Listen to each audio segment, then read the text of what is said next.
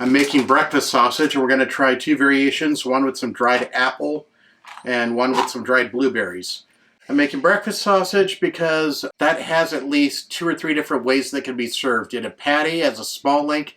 It could be served as a large link like a bratwurst, but personally, well, that could be okay, but if I'm making a large link like that, I'm just dicing it up to fry in the pan anyway, so you don't need to be able to stuff sausage casings if you're doing breakfast sausage because you can just do patties. I have 5 pounds of pork here.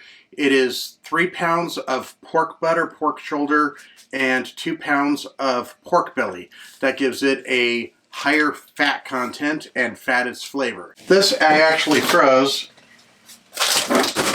I got like 2 or 3 frozen and vacuum packed bags of it. This one is mostly thawed because I put it in the fridge overnight just for easier handling. If you have it frozen or at least firmed up, it can help go through the grinder.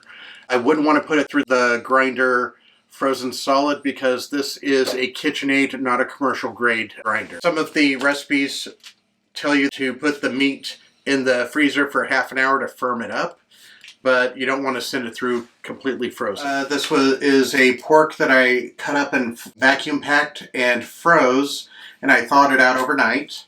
It is 3 pounds of pork butter, pork shoulder, and 3.5 pounds of pork butt or pork shoulder, and 1.5 pounds of pork butt. That makes it about, if my math is correct, 30% pork butt. It's higher fat content and 30% pork butt. Or sorry, it's shoot. Take 2. It is 70% pork butt or pork shoulder and 30% pork belly. Pork belly has a higher fat content. Oh yeah, that's still kind of a little frosty in the middle, but that's fine because nice and cold means it will grind nicely, but I need to break this up in order to mix in the flavors. Wonder if I should go with the bigger bowl for mixing, just so I have more toss room. There we go. Yeah, for mixing, I like an oversized container because if you have twice the room, you can mix it, but this allows for a lot more agitation. This is about 1.5 cups of onion. These are just rough estimates. I think I may have gone a little heavy on some of the flavor, but that's not a bad thing. 6 cloves of garlic, minced. I just chopped them up because they're going to be going through the grinder anyway. This is sage from our garden. About 6 tablespoons. I eyeballed it. Close enough is good enough. If I was actually doing this for a business, I'd probably do it by weight. 3 tablespoons of parsley, 6 cloves of garlic, rough chop. Now I'm doing 2 tablespoons of salt, about a teaspoon or a little bit more black pepper, and a teaspoon of red pepper flake. And I just kind of put them all into one thing because I can. And we mix. Like I said, a nice big container. I'm able to agitate this a lot more. For raw meat, this smells good. Put this in here so I can use the big one as my catch basin. The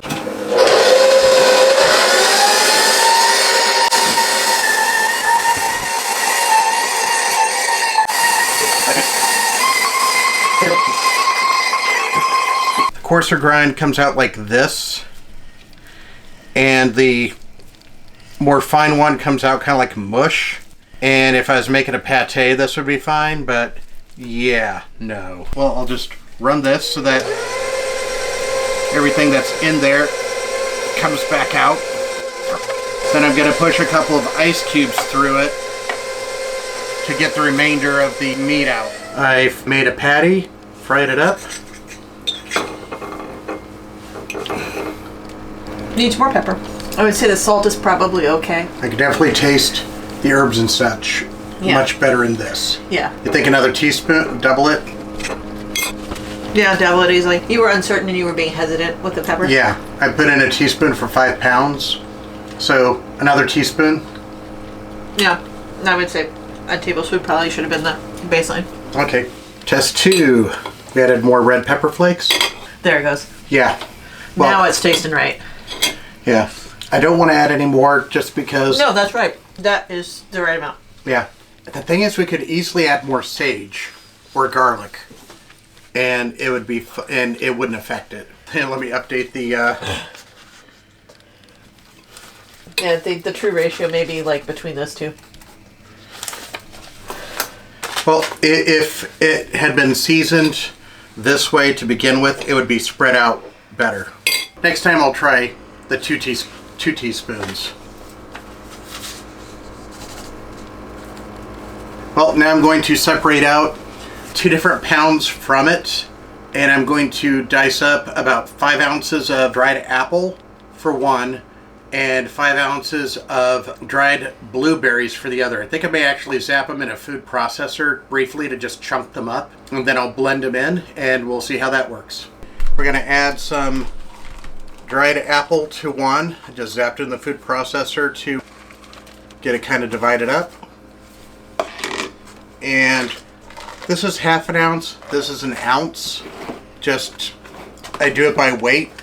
All of the volumes are completely different, just there.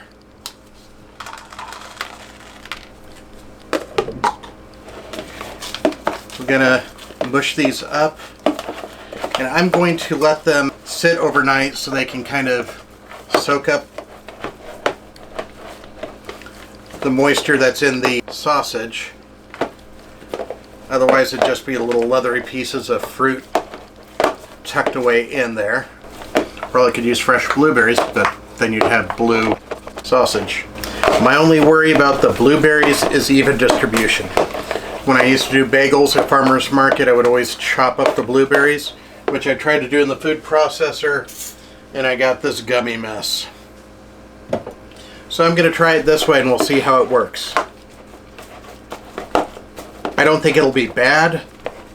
The worst case scenario, it just won't be as good as we hoped. Last night I made breakfast sausage. This is 2 out of the 5 pounds. 2 to 3 ounce patties are about right. This is, I believe, about a 4-inch biscuit cutter, but I'll use that in part of the shaping, and I'll also be using a gallon Ziploc bag and some parchment paper squares. So first I will spritz a little bit of nonstick on there because it'll help in the future. And we do about 3 ounces. Doesn't have to be exact, I just like to be consistent. And I use nonstick spray on the parchment because it'll help it release later. Use a gallon Ziploc bag, lid it open at the side seams.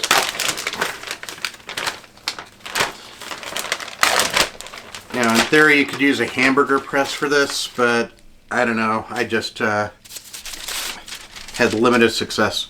Okay, normally I would actually spray this whole thing and try pressing it. I'm going to try pressing it directly onto the parchment paper that it's going to end up on.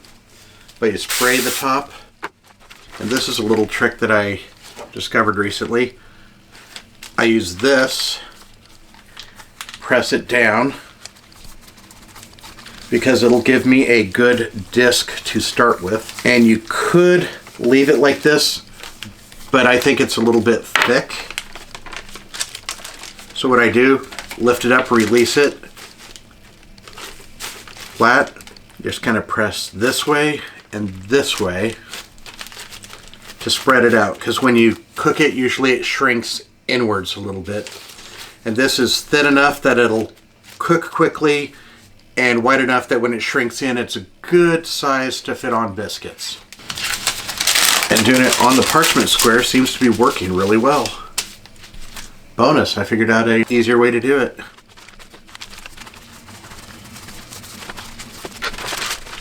You'll want to respray it either every time or every other time, because it gets increasingly tacky. That'll make it more difficult to release from the parchment paper when you actually plan to cook it. Now I have 4 3-ounce patties done up. I'm going to take these up to the kitchen and cook them up so that we can do a taste test. Also, I'm going to put 2 of them on some biscuits I made earlier for sandwiches that we will freeze and see how they are after thawing and reheating. And now the sausage is cooked. Blueberry and apple sausage. Now, the important part is that I let her try it first. Hey. Can you taste the blueberry? Mm-hmm. It's not overwhelming, but I mean, it's good like a... It's subtle, kind of like a mild maple flavor. Exactly. It's good like maple syrup would be good in sausage. It's like you're putting your sausage on waffles. That's right. It tastes like you're putting it on a blueberry waffle or something. And here's the apple flavored. Can you even taste the apple? Not as much. I would say blueberry. Blueberry's the winner. I am a big fan of putting berries in waffles. I bet side by side the apple would taste just a little bit sweeter than the one without apple. But yeah, definitely the blueberry has more of a presence. Now these were made this morning, but I figure when we eat them, they're going to be nuked, which will re-soften them. You want cream cheese on both sides? Or just on bottom? Just on one side. Okay. You could put it on both sides, actually. That might actually be a good buffer. Yeah, may glue it together too. Well, I mean, it's a good buffer zone that you put something that's greasy on your bread so that it keeps it from getting soggy, especially in the freezer. So I'll give you the blueberry. okay, yum. And these I made with an egg ring.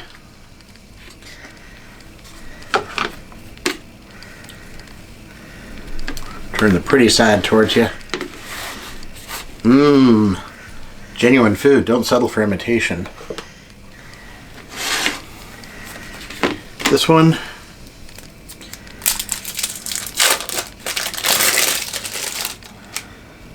Apple sausage and egg.